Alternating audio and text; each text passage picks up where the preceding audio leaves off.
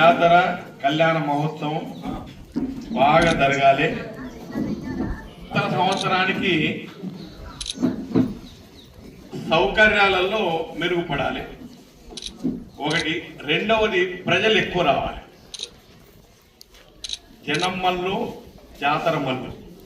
జనం ఎక్కువ వస్తేనే జాతర ఎక్కువ. అయితే మీరు ఆనవాయితీ ప్రకారంగా ఇవన్నీ ఏవైతే మాత కళ్యాణము తీరు రథోత్సవం ఉదయం తెల్లవారుజామున ఉంటుంది, ఇవన్నీ కూడా బాగానే నడుస్తూ ఉన్నాయి.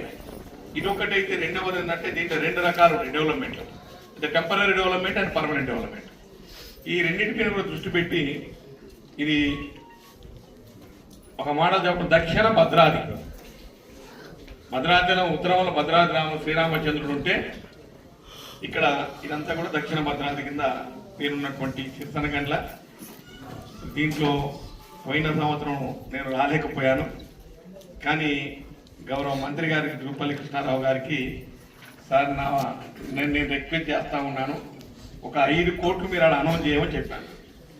గవర్నమెంట్ తరఫున వారికి 3 డిపార్ట్మెంట్స్ ఉంటాయి. ఒకటి ఎక్సైజ్, 2 టూరిజం, 3 కల్చర్.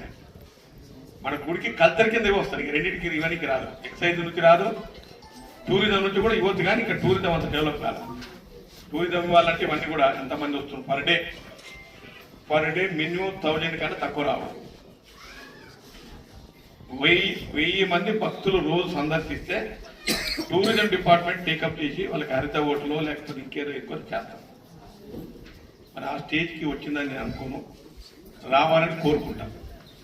మరి దీంట్లో ఈ 27 నాడు ఒక మాట చెప్పండి, 26 నాడు 26 మాస కళ్యాణం, ఇక తర్వాత రథోత్సవం, ఇవన్నీ అది ప్రొసీజర్. అది